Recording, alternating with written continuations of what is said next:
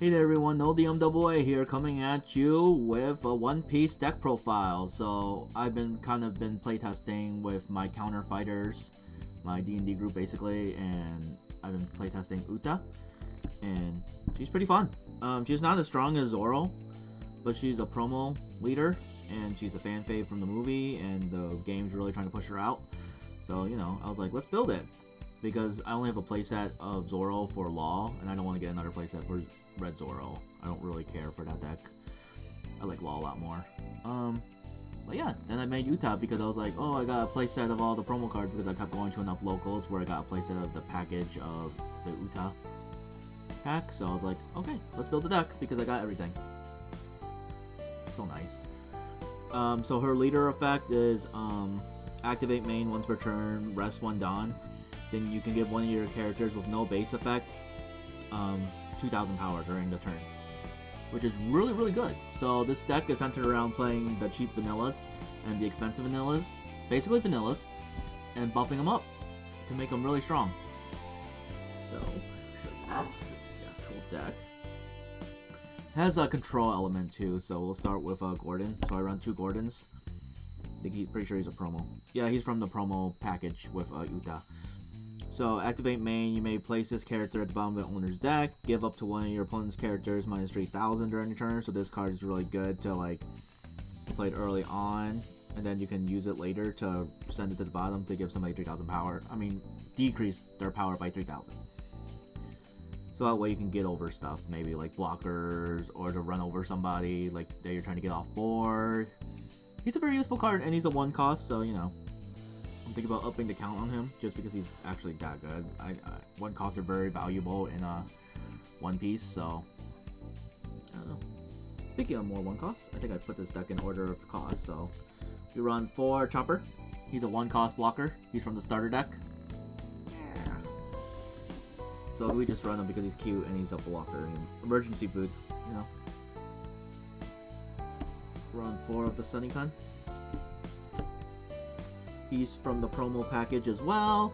He's a 1 cost 3k, so with Uta's skill, since he has no base skill, he can go up to 5k, so he can start swinging at leaders and stuff at least. He can do the bare minimum once Uta pops off. So those are the 1 costs. Too shabby. I run 4 Sanji right now from set 1. I'm thinking about taking 2 out, maybe running 2 more Gordon instead, but this is the build I was running for the locals before the holidays, and I was playtesting with D&D group the other day, so he has 2k counter, so it's like he's not. I didn't realize he had a 2k counter actually, but okay, that actually changes my entire opinion. So he might stay at 4 because I just realized Gordon does not have a counter. So even if I don't end up using Sanji, he's still a 2k counter. But his effect's pretty good actually. So activate main once per turn. You may add 1 card from your life area to your hand. This character gains 2,000 power during your turn. Then you can give this character up to 2 rested Dawn cards. So you can buff him up like pretty good, and you can add a card from your life to your hand in case your opponent is trying to clear board on you instead of actually swinging at your life. So you're not adding resources, you know. So Sanji to mitigate that. So if your opponent's trying to clear board, you can at least get to your life for a resource. You know, to get a resource, you know, that might help you. It just adds cards to hand, which is like helpful. So, Vivi, she's 4k. She's 4k, so if you do the, if you put a Dawn underneath her, she's gonna be 5k. If you use Uta's scale, she's gonna be 6k. Same concept with Sai. Same concept. Because he's 4k, you know. Just running as many as vanillas as we possibly can. So my 2 costs. I run 2 Nico Robin. Nico Robin's actually one of the strongest rares in the game right now. She has Dawn X1. When attacking, KO one of your opponent's characters with 3,000 or less power. So she can take out like choppers, like Namis. She can take out Bonnies and Momo. Take out like the searchers and the weak blockers. She's really strong. I run 2 right now. I don't know. I might up her because some people run solid 4 of her. I'm like, So I run 2 Bepo from the promo package. He has a similar effect to Nico Robin, except he's weaker. I think it's actually the exact same. Yeah. So when attacking down X1, KO up to one of your opponent's characters with 3,000 or less power. He's a 2k counter though, so that makes a huge difference. I think I was doing like a 2-2 thing, right? Actually, because they have the exact same effect. But he's weaker as well. More Nico Robin's 4k. Bepo is 2k. You know, so you have to. I've been playing a couple games where I actually had to drop him, and then I put 3 Dawn underneath, and it was actually pretty sick how I was using the skill.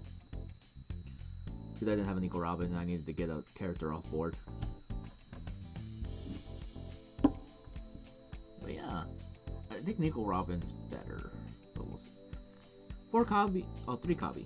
We run 3 Koby. I thought it was 4. I guess not. Okay, 3 Kobys from the promo package. He's a blocker, and he has a trigger, so he has a security effect trigger from the life. So if I reveal it, you can activate the trigger and then play it. That's what it does. He's a security Digimon. It's nice, and then you just get a handy blocker. He's come up actually the most consistently when I played this deck. It's actually really funny. Like, wow. Hey, Koby, and then he just pops up. For Luffy promo from the promo package, he's 4k. I mean, he's a 4 cost, and he's 6k, so he's pretty solid. And if you use Uta scale, he becomes 8k. So he can get over stuff being 8k. Then we run 2 promo Law. His effect's actually really good. It comes up a lot. On play, give up to one of your opponent's characters minus 2,000 power, so you can decrease power with him. So that way you can make things weaker, swing over them, etc. You know, make blockers weaker so they'll die or something, you know, if they actually attempt to block. He comes up. Promo Law comes up. He's solid. 2 Yasopp. Usopp's dad. 1k counter and he's 8k 6 costs. So he becomes 10k, you know, with Uta. Then 7 costs. Ben Beckman. Run 2 of him as well. He's 7 costs. He's 9k, making her. He's come up. He can be a beater, this dude, because she can make him 11k, and that's just insane. It's so strong. You pop off with Uta, you pop off. Around 2 of the promo Shanks, just because 8 costs, 10k, make her 12k. He would just become really huge. He was actually, when I was playing against Kaido, he was actually helping me like take out like 10 cost Kaido and stuff like that. He was actually being useful, just because of how strong he was. And when I played against the green deck, I got over 8 cost kid pretty easily because I could just literally swing over it because I could get big enough to get over it. So yeah, he comes up. Shanks comes up. This Shanks did not come up. I run 1 secret rare Shanks with Rush. So when you play him, he has Rush, and then when attacking, your opponent can activate a blocker that has 2,000 or less power. So you can't use like your choppers and like your Bon Hancock 1k. You know, weaklings. You can't use the weak blockers because his high key is too strong. So the weaklings, you know, they freeze. But he didn't come up. It's like the only card that didn't come up in the deck. Actually, it was weird. Every other card I've seen. It's actually really weird. It's my 1-out-2.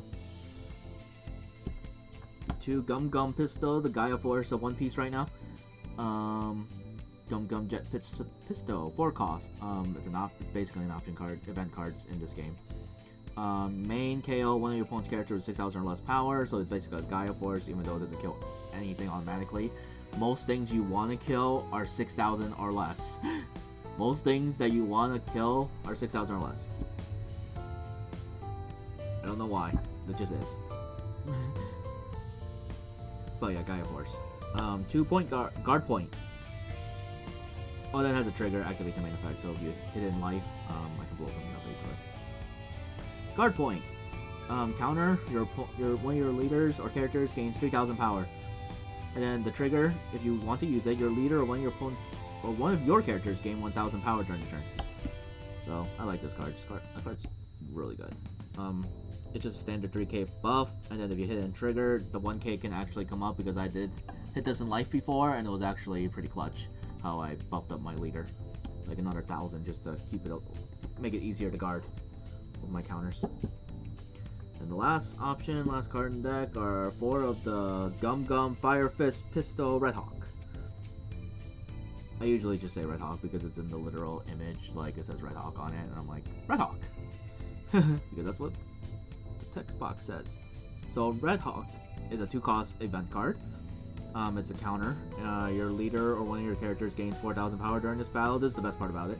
Then KO one of your opponent's characters at 4,000 or less power, so a lot of things are within range when you do this. It's pretty cool.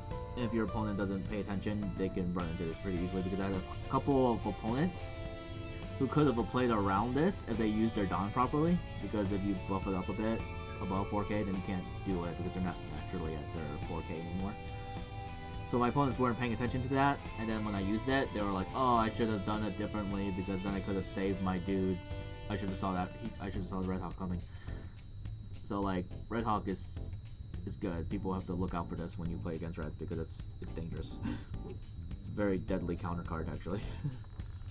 Full counter. But yeah, that is the build.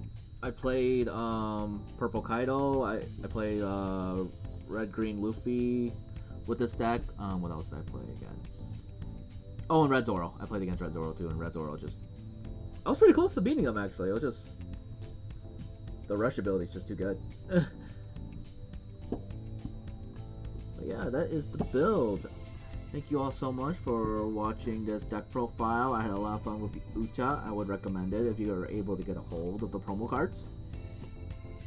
If not, don't sweat it. You can always make a red Luffy deck. You can make a Zoro deck.